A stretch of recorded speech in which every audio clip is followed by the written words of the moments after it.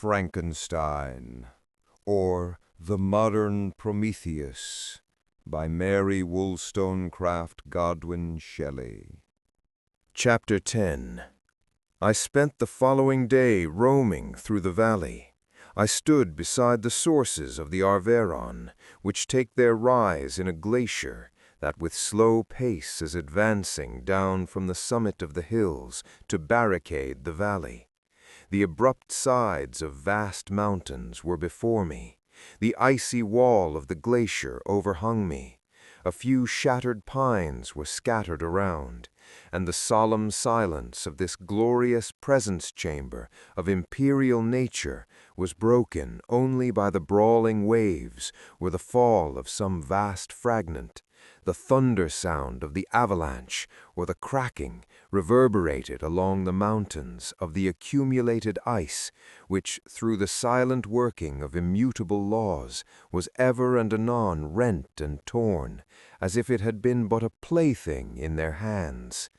These sublime and magnificent scenes afforded me the greatest consolation that I was capable of receiving. They elevated me from all littleness of feeling, and although they did not remove my grief, they subdued and tranquilized it. In some degree, also, they diverted my mind from the thoughts over which it had brooded for the last month. I retired to rest at night, my slumbers, as it were, waited on and ministered to by the assemblance of grand shapes which I had contemplated during the day. They congregated round me, the unstained snowy mountain top, the glittering pinnacle, the pine woods and ragged bare ravine, the eagle soaring amidst the clouds. They all gathered round me and bade me be at peace. Where had they fled when the next morning I awoke? All of soul-inspiriting fled with sleep, and dark melancholy clouded every thought. The rain was pouring in torrents, and thick mists hid the summits of the mountains, so that I even saw not the faces of those mighty friends. Still I would penetrate their misty veil and seek them in their cloudy retreats. What were rain and storm to me? My mule was brought to the door, and I resolved to ascend to the summit of Montanvert. I remembered the effect that the view of the tremendous and ever-moving glacier had produced upon my mind when I first saw it.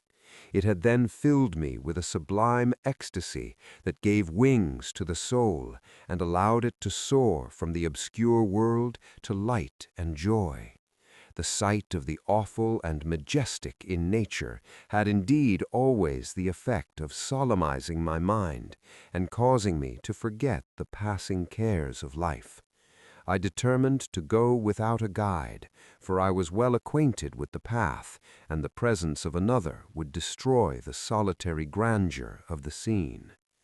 The ascent is precipitous, but the path is cut into continual and short windings, which enable you to surmount the perpendicularity of the mountain. It is a scene terrifically desolate. In 1,000 spots, the traces of the winter avalanche may be perceived, where trees lie broken and strewn on the ground, some entirely destroyed, others bent, leaning upon the jutting rocks of the mountain, or transversely upon other trees. The path, as you ascend higher, is intersected by ravines of snow, down which stones continually roll from above. One of them is particularly dangerous, as the slightest sound, such as even speaking in a loud voice, produces a concussion of air sufficient to draw destruction upon the head of the speaker. The pines are not tall or luxuriant, but they are somber and add an air of severity to the scene. I looked on the valley beneath. Vast mists were rising from the rivers which ran through it, and curling in thick wreaths around the mountains, whose summits were hid in the uniform clouds, while rain poured from the dark sky and added to the melancholy impression I received from the objects around me. Alas, why does man boast of sensibilities superior to those apparent in the brute? It only renders them more necessary beings. If our impulses were confined to hunger, thirst, and desire, we might be nearly free. But now we are moved by every wind that blows, and a chance word or scene that word may convey to us. We rest, a dream has power to poison sleep. We rise, one wandering thought pollutes the day. We feel, conceive, or reason, laugh or weep, embrace fond woe, or cast our cares away. It is the same, for be it joy or sorrow, the path of its departure still is free. Man's yesterday may ne'er be like his morrow, naught may endure but mutability. It was nearly noon when I arrived at the top of the ascent. For some time I sat on the rock that overlooks the sea of ice. A mist covered both that and the surrounding mountains. Presently a breeze dissipated the cloud, and I descended upon the glacier. The surface is very uneven, rising like the waves of a turbulent sea, descending low and interspersed by rifts that sink deep. The field of ice is almost a league in width, but I spent nearly 2 hours in crossing it. The opposite mountain is a bare, perpendicular rock. From the side where I now stood, Montanvert was exactly opposite, at the distance of a league, and above it rose Mont Blanc in awful majesty. I remained in a recess of the rock, gazing on this wonderful and stupendous scene. The sea, or rather the vast river of ice, wound among its dependent mountains, whose aerial summits hung over its recesses. Their icy and glittering peaks shone in the sunlight over the clouds. My heart, which was before sorrowful, now swelled with something like joy. I exclaimed, "Wandering spirits, if indeed ye wander, and do not rest in your narrow beds, allow me this faint happiness, or take me as your companion away from the joys of life." As I said this, I suddenly beheld the figure of a man, at some distance, advancing towards me with superhuman speed. He bounded over the crevices in the ice, among which I had walked with caution. His stature, also, as he approached, seemed to exceed that of man. I was troubled. A mist came over my eyes, and I felt a faintness seize me, but I was quickly restored by the cold gale of the mountains.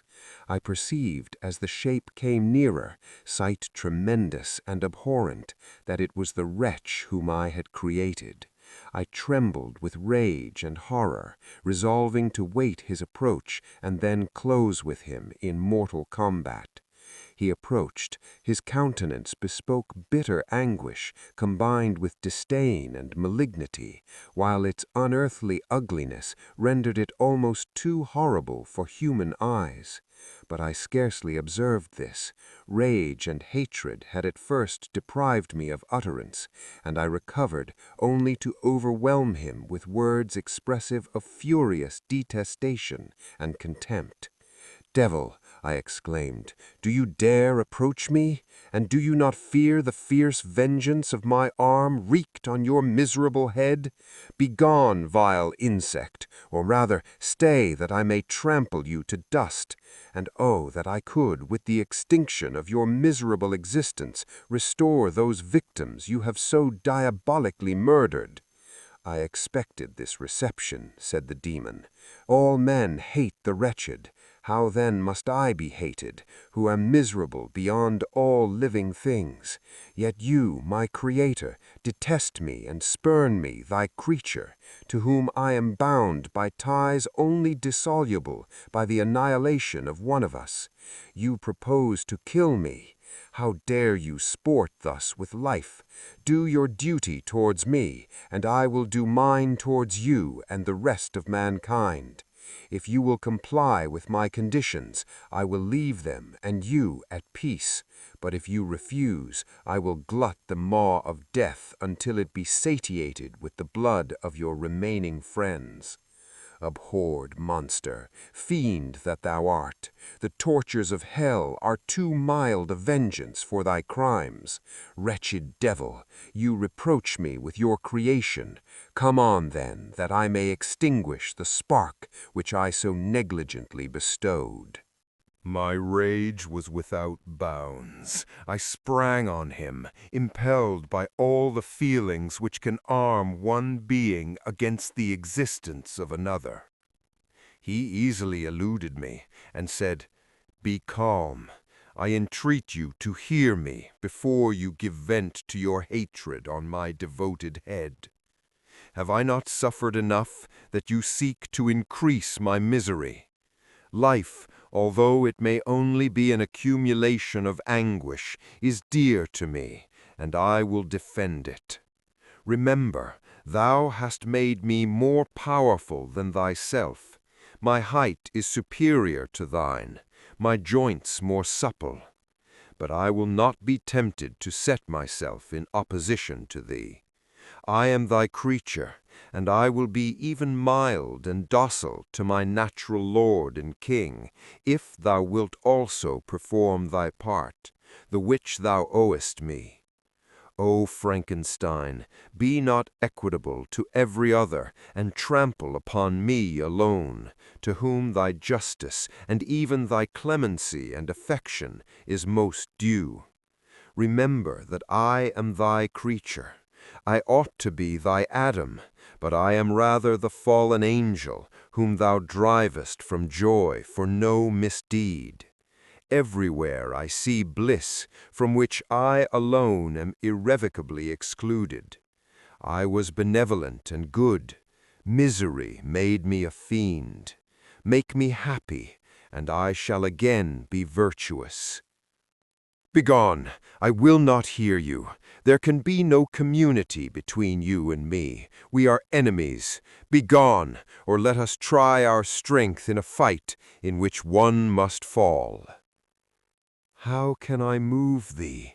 Will no entreaties cause thee to turn a favorable eye upon thy creature, who implores thy goodness and compassion? Believe me, Frankenstein, I was benevolent. My soul glowed with love and humanity. But am I not alone, miserably alone? You, my creator, abhor me. What hope can I gather from your fellow creatures who owe me nothing? They spurn and hate me. The desert mountains and dreary glaciers are my refuge. I have wandered here many days. The caves of ice, which I only do not fear, are a dwelling to me, and the only one that man does not grudge. These bleak skies I hail, for they are kinder to me than your fellow beings. If the multitude of mankind knew of my existence, they would do as you do, and arm themselves for my destruction. Shall I not then hate them who abhor me? I will keep no terms with my enemies. I am miserable, and they shall share my wretchedness. Yet it is in your power to recompense me and deliver them from an evil which it only remains for you to make so great that not only you and your family, but thousands of others shall be swallowed up in the whirlwinds of its rage. Let your compassion be moved, and do not disdain me. Listen to my tale. When you have heard that, abandon me, or commiserate me, as you shall judge that I deserve. But hear me. The guilty are allowed by human laws, bloody as they are, to speak in their own defense before they are condemned. Listen to me, Frankenstein.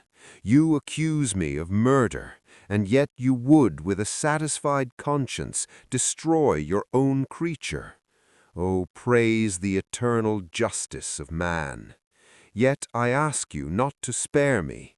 Listen to me, and then, if you can, and if you will, destroy the work of your hands. Why do you call to my remembrance circumstances of which I shudder to reflect that I have been the miserable origin and author? Cursed be the day, abhorred devil, in which you first saw light. Cursed, although I curse myself, be the hands that formed you. You have made me wretched beyond expression.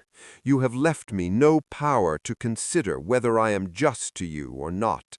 Begone, relieve me from the sight of your detested form. Thus I relieve thee, my Creator, he said, and placed his hated hands before my eyes, which I flung from me with violence. Thus I take from thee a sight which you abhor. Still thou canst listen to me, and grant me thy compassion. By the virtues that I once possessed, I demand this from you. Hear my tale. It is long and strange, and the temperature of this place is not fitting to your fine sensations. Come to the hut upon the mountain.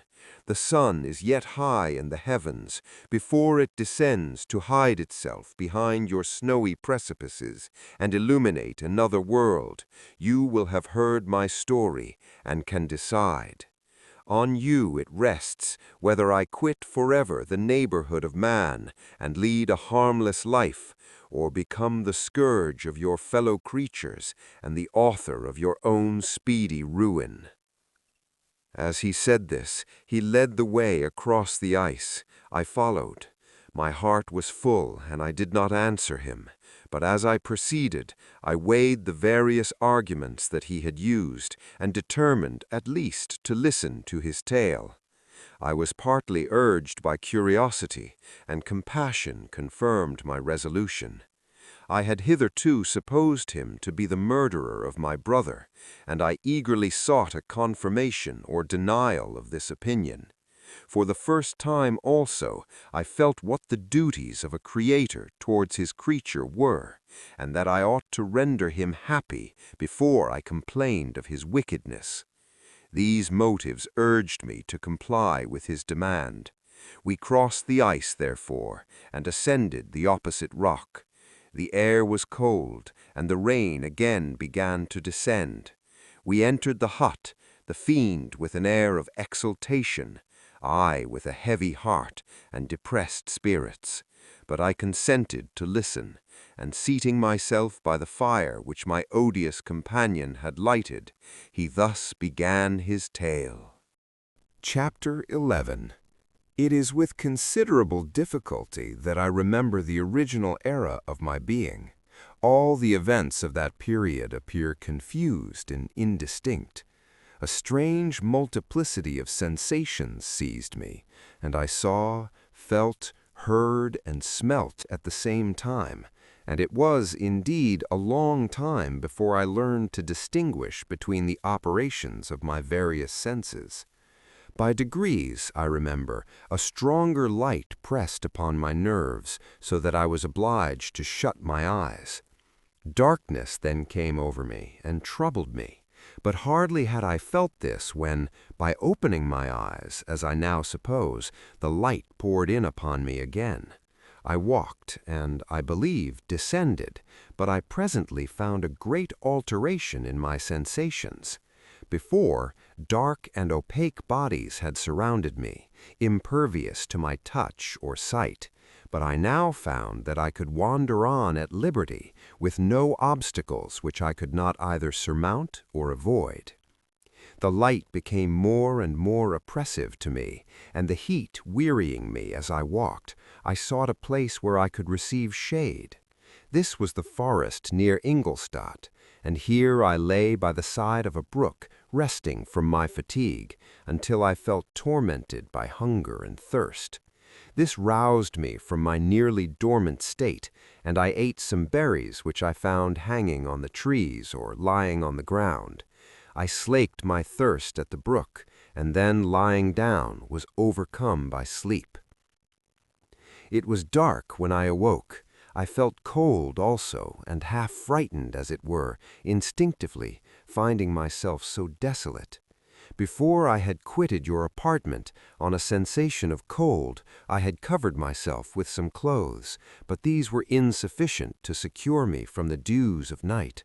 I was a poor, helpless, miserable wretch. I knew and could distinguish nothing, but feeling pain invade me on all sides, I sat down and wept. Soon a gentle light stole over the heavens and gave me a sensation of pleasure.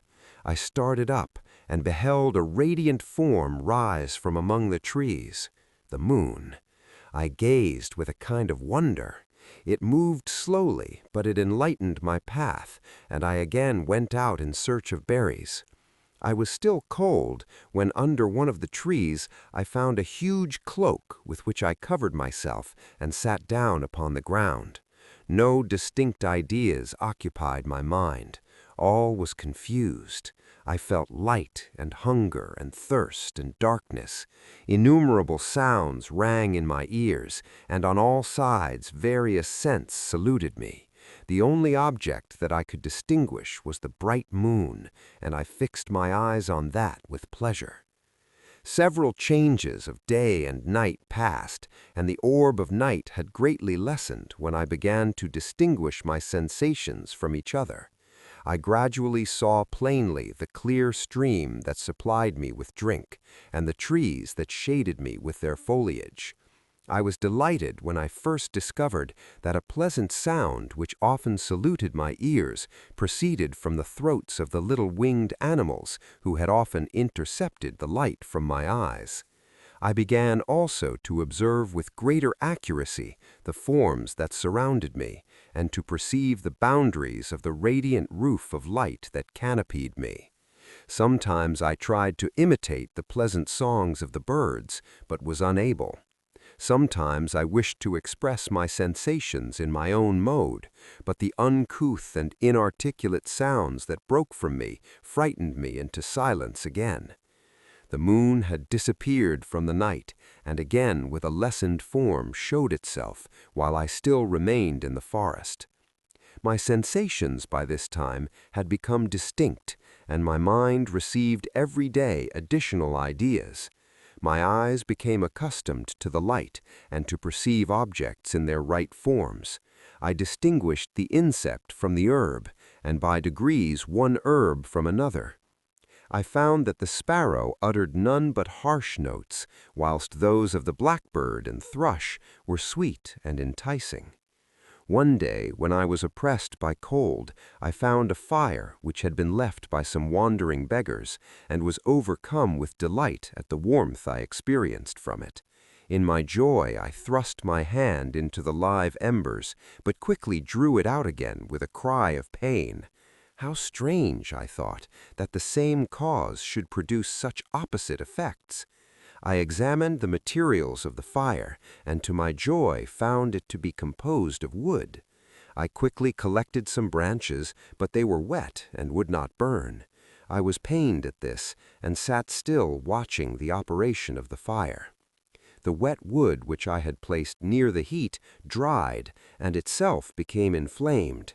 I reflected on this, and by touching the various branches, I discovered the cause, and busied myself in collecting a great quantity of wood, that I might dry it and have a plentiful supply of fire.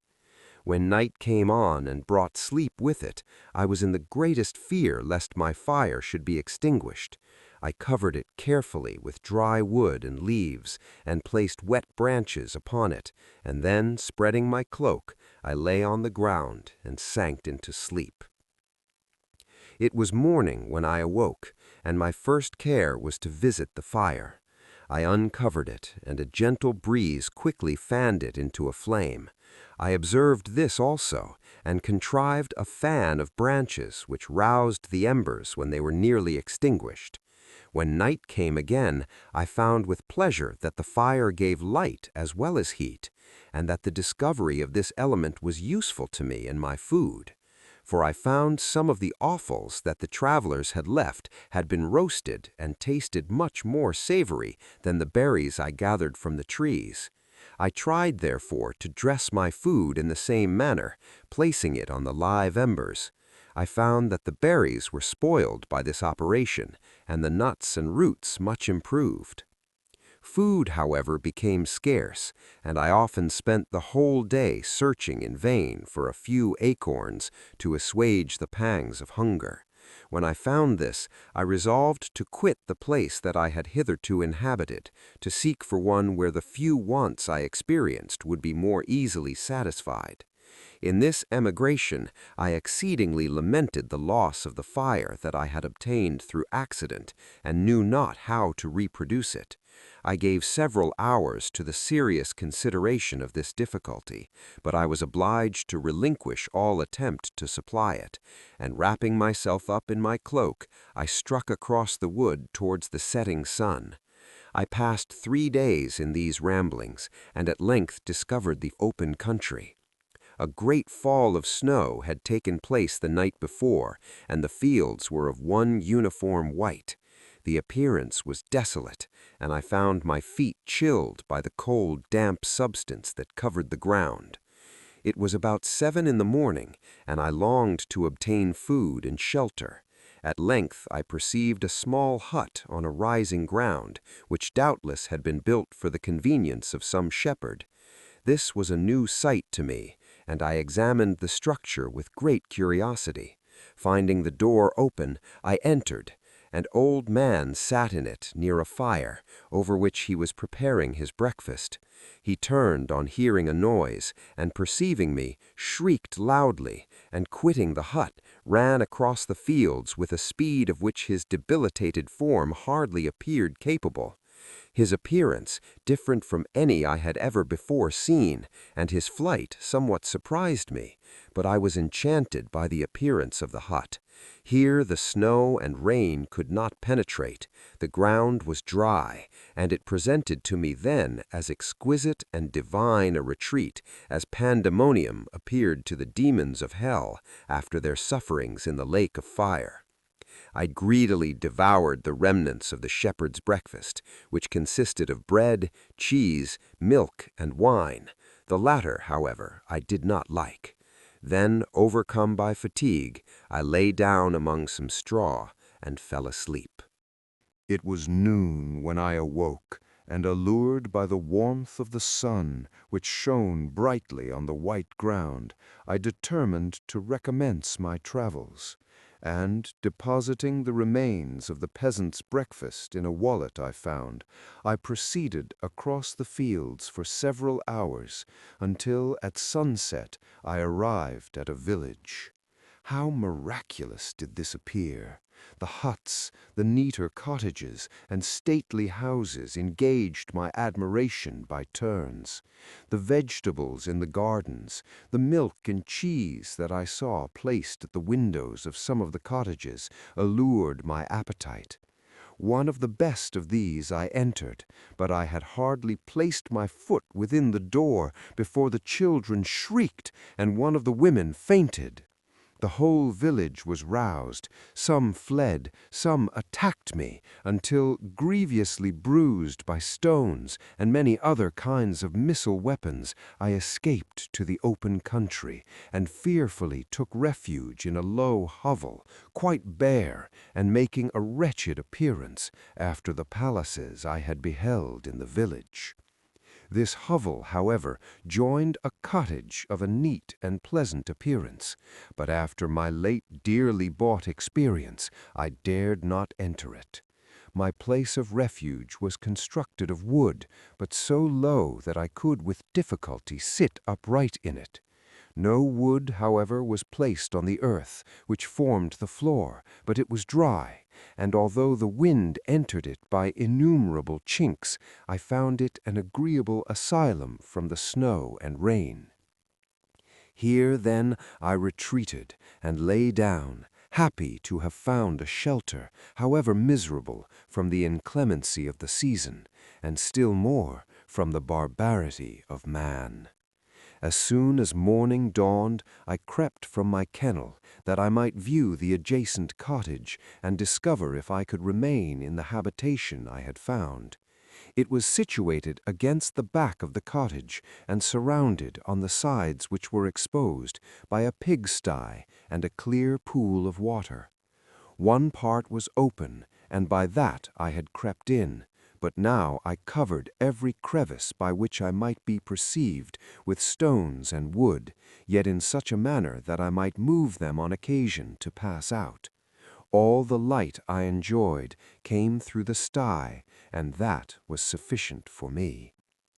Having thus arranged my dwelling and carpeted it with clean straw, I retired, for I saw the figure of a man at a distance, and I remembered too well my treatment the night before to trust myself in his power. I had first, however, provided for my sustenance for that day by a loaf of coarse bread which I purloined, and a cup with which I could drink more conveniently than from my hand of the pure water which flowed by my retreat. The floor was a little raised, so that it was kept perfectly dry, and by its vicinity to the chimney of the cottage it was tolerably warm. Being thus provided, I resolved to reside in this hovel until something should occur which might alter my determination. It was indeed a paradise compared to the bleak forest, my former residence, the bleak rain-dropping branches and dank earth. I ate my breakfast with pleasure, and was about to remove a plank to procure myself a little water, when I heard a step, and looking through a small chink, I beheld a young creature with a pail on her head passing before my hovel. The girl was young and of gentle demeanor, unlike what I have since found cottagers and farmhouse servants to be. Yet she was meanly dressed, a coarse blue petticoat and a linen jacket being her only garb. Her fair hair was plaited, but not adorned. She looked patient, yet sad. I lost sight of her, and in about a quarter of an hour she returned, bearing the pail, which was now partly filled with milk. As she walked along, seemingly incommoded by the burden, a young man met her, whose countenance expressed a deeper despondence. Uttering a few sounds with an air of melancholy, he took the pail from her head and bore it to the cottage himself. She followed, and they disappeared. Presently I saw the young man again with some tools in his hand cross the field behind the cottage, and the girl was also busied, sometimes in the house and sometimes in the yard. On examining my dwelling, I found that one of the windows of the cottage had formerly occupied a part of it, but the panes had been filled up with wood. In one of these was a small and almost imperceptible chink through which the eye could just penetrate. Through this crevice a small room was visible, whitewashed and clean, but very bare of furniture. In one corner, near a small fire, sat an old man, leaning his head on his hands in a disconsolate attitude.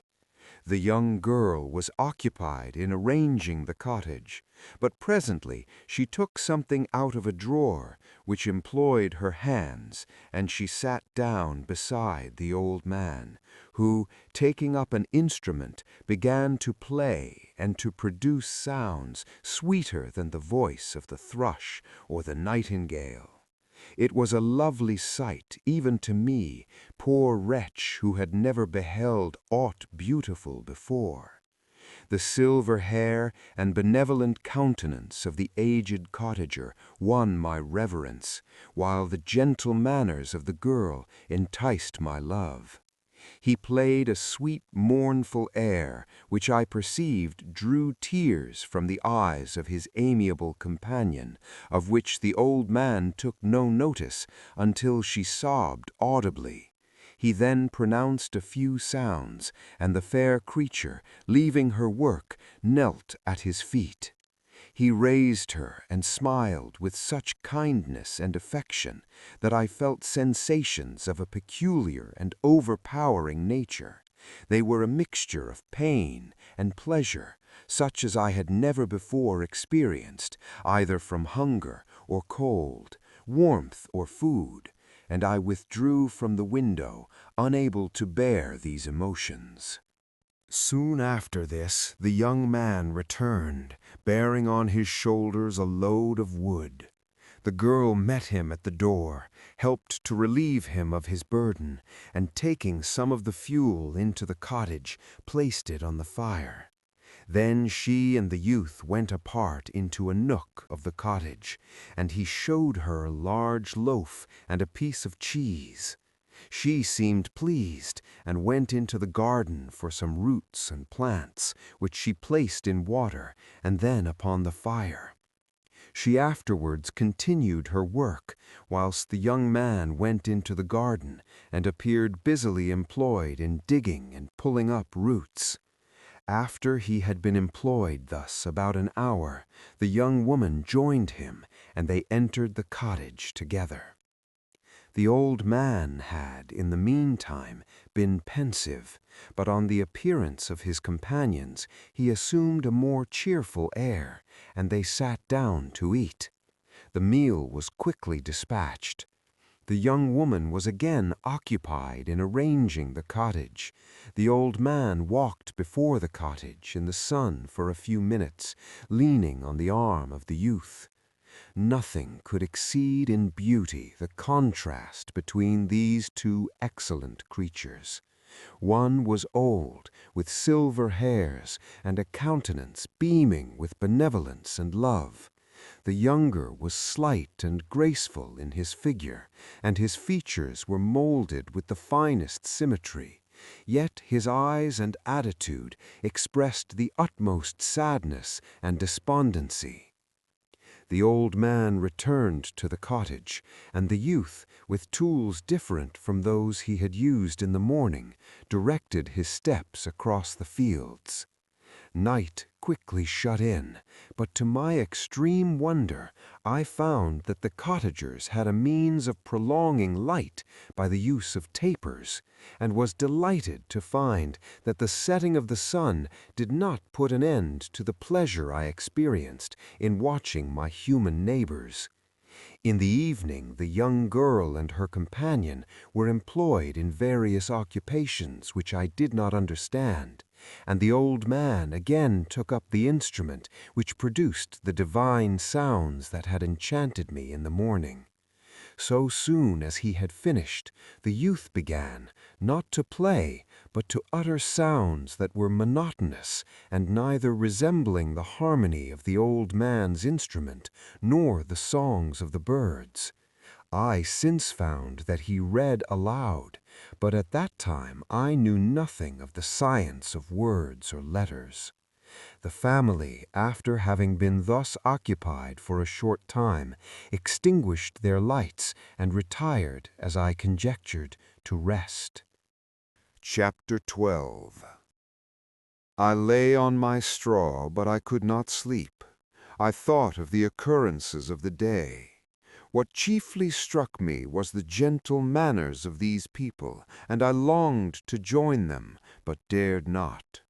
I remembered too well the treatment I had suffered the night before from the barbarous villagers, and resolved, whatever course of conduct I might hereafter think it right to pursue, that for the present I would remain quietly in my hovel, watching and endeavoring to discover the motives which influenced their actions.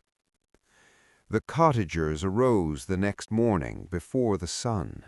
The young woman arranged the cottage and prepared the food, and the youth departed after the first meal. This day was passed in the same routine as that which preceded it. The young man was constantly employed outdoors, and the girl in various laborious occupations within. The old man, whom I soon perceived to be blind, employed his leisure hours on his instrument or in contemplation. Nothing could exceed the love and respect which the younger cottagers exhibited towards their venerable companion. They performed towards him every little office of affection and duty with gentleness, and he rewarded them by his benevolent smiles. They were not entirely happy. The young man and his companion often went apart and appeared to weep. I saw no cause for their unhappiness, but I was deeply affected by it. If such lovely creatures were miserable, it was less strange that I, an imperfect and solitary being, should be wretched. Yet why were these gentle beings unhappy?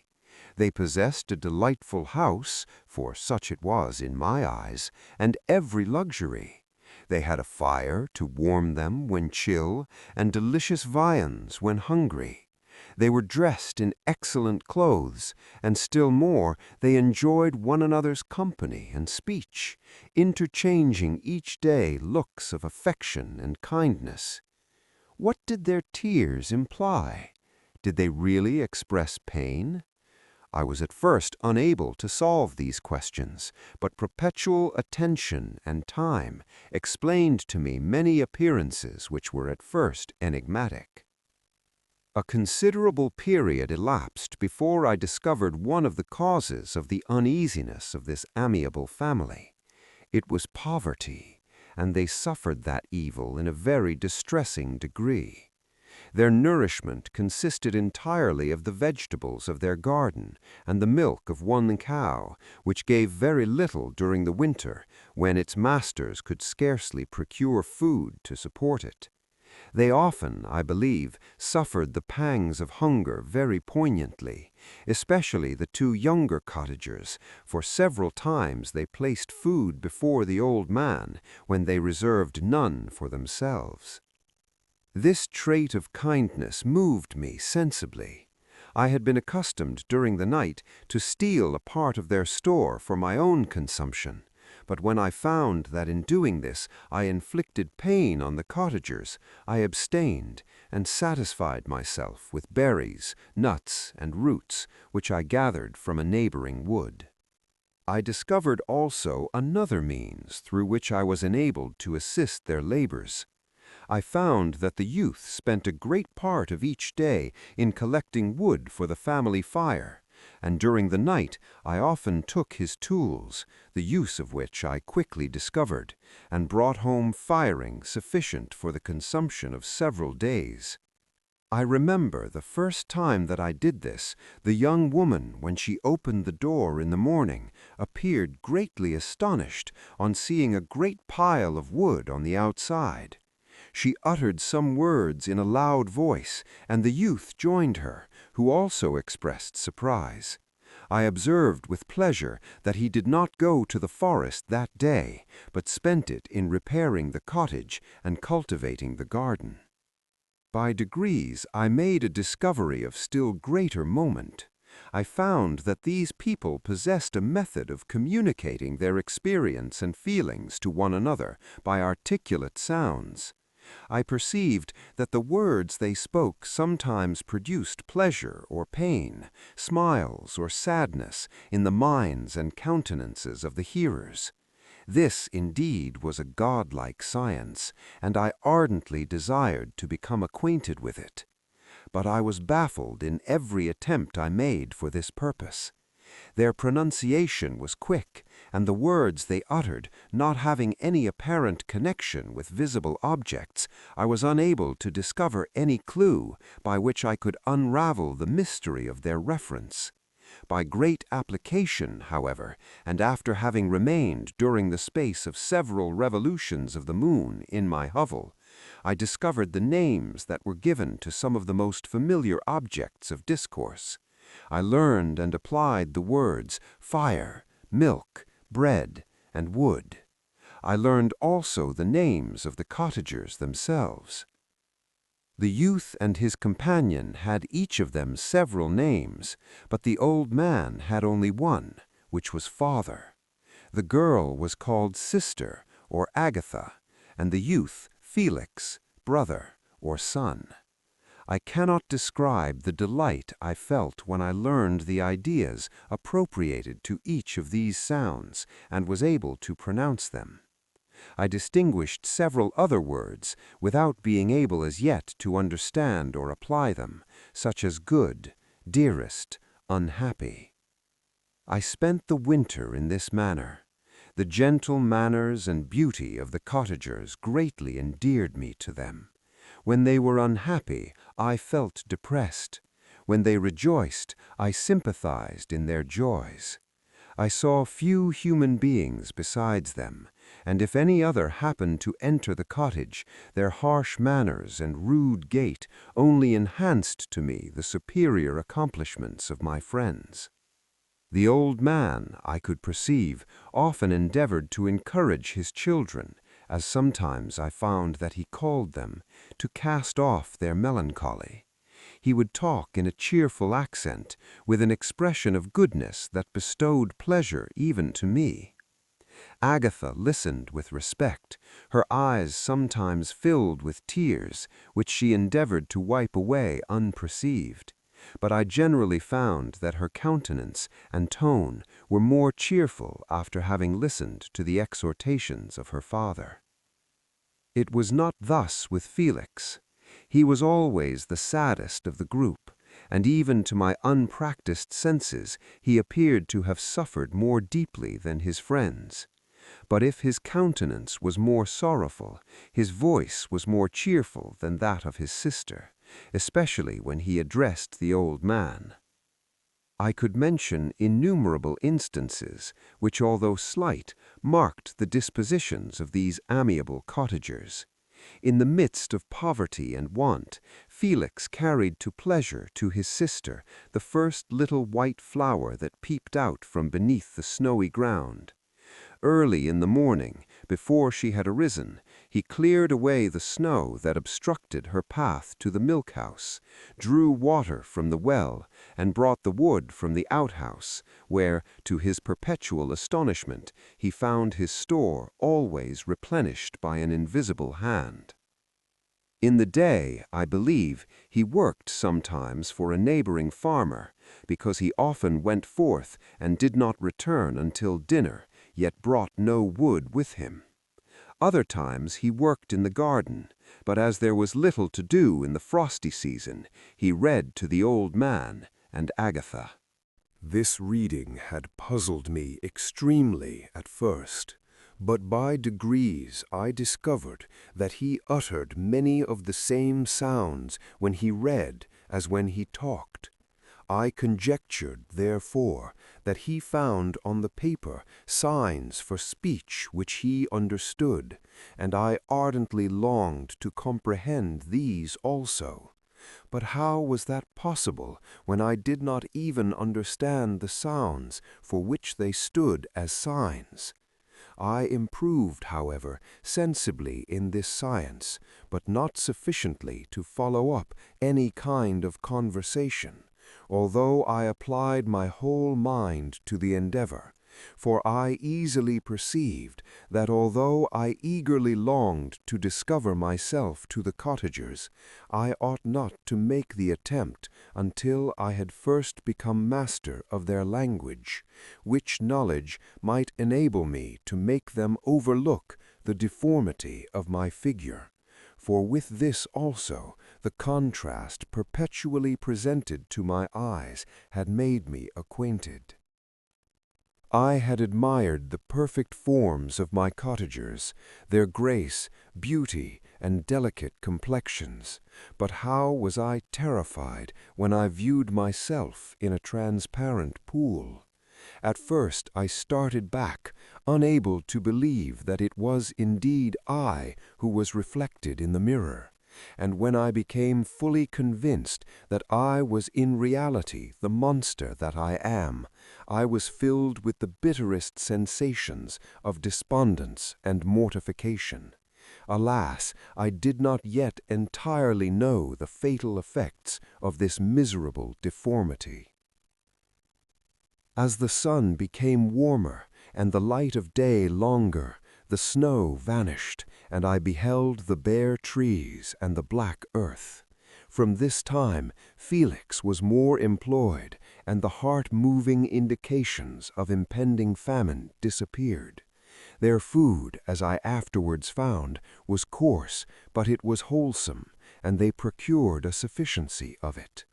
Several new kinds of plants sprang up in the garden which they dressed, and these signs of comfort increased daily as the season advanced.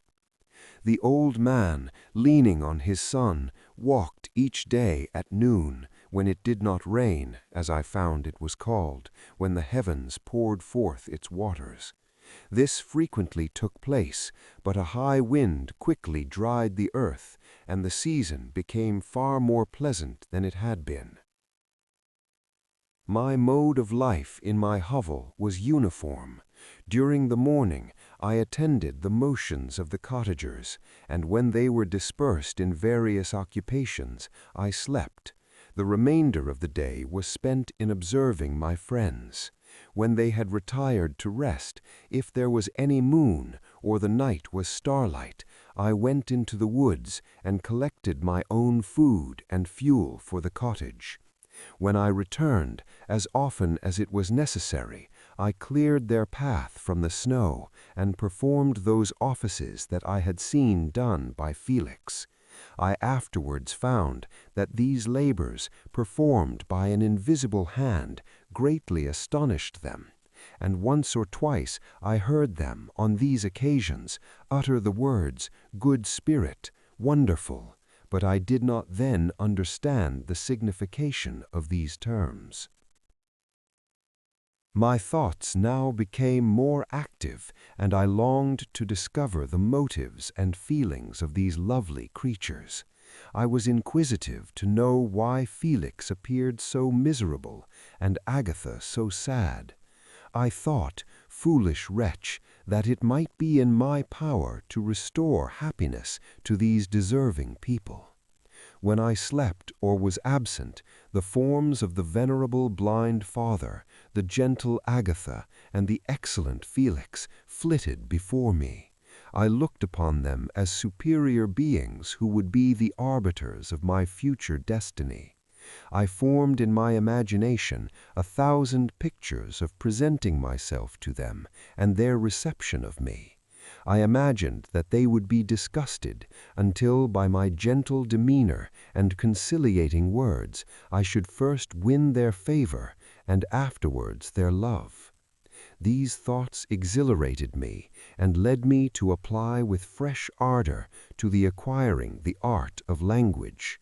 My organs indeed were harsh, but supple, and although my voice was very unlike the soft music of their tones, yet I pronounced such words as I understood with tolerable ease. It was as the ass and the lapdog, yet surely the gentle ass, whose intentions were affectionate, although his manners were rude, deserved better treatment than blows and execration. The pleasant showers and genial warmth of spring greatly altered the aspect of the earth. Men who before this change seemed to have been hid in caves dispersed themselves and were employed in various arts of cultivation. The birds sang in more cheerful notes, and the leaves began to bud forth on the trees.